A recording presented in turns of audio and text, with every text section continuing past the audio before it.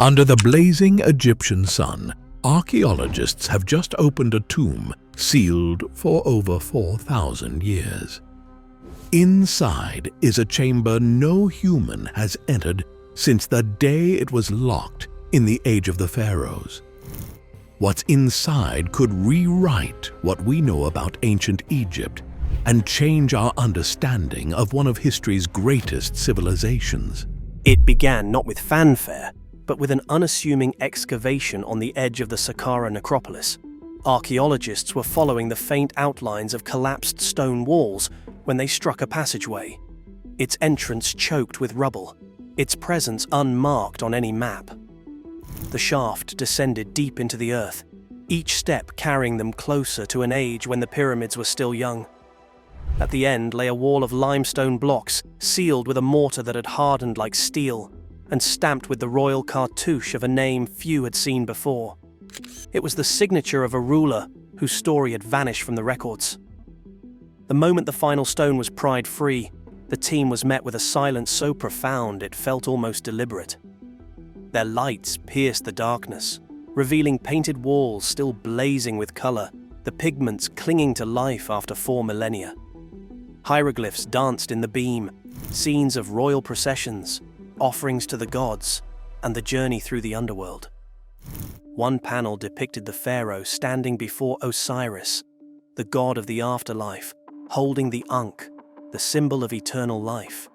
And then came the most startling discovery: the burial chamber itself, perfectly intact. The cedarwood sarcophagus, imported from the Levant, lay in the center, its lid carved with the serene face of the king.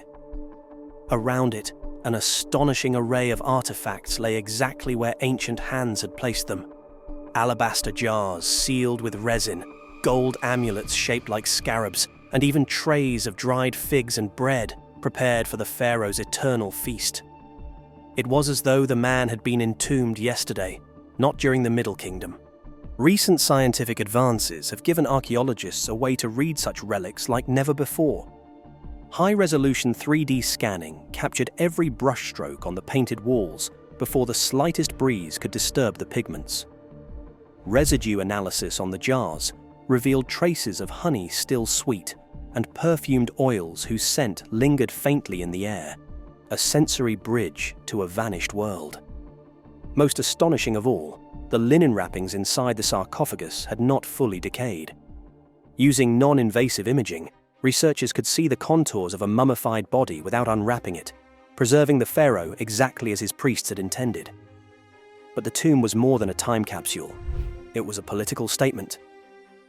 Inscriptions hinted at turbulent times: a drought that strained the Nile's bounty, border conflicts in the Sinai, and the rise of powerful provincial governors who challenged the crown.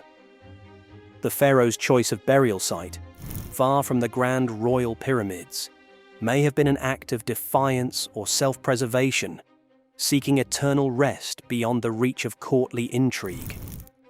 The most haunting element, however, was a narrow stone chest sealed in pitch, found tucked into a recess in the chamber wall. Inside lay a set of scrolls written in a delicate hieratic script. Early translations suggest these were the king's personal reflections, a rarity in Egyptian archaeology. One fragment speaks of the weight of the double crown and the loneliness of ruling when even the gods seem silent. If authenticated, these writings could be among the earliest examples of royal introspection ever discovered. Opening the tomb has also reignited debates about ancient Egyptian engineering. The chamber's ceiling, constructed from massive granite slabs, shows no signs of collapse or shifting, proof of precision stonework that has endured earthquakes, floods, and the slow, crushing weight of time.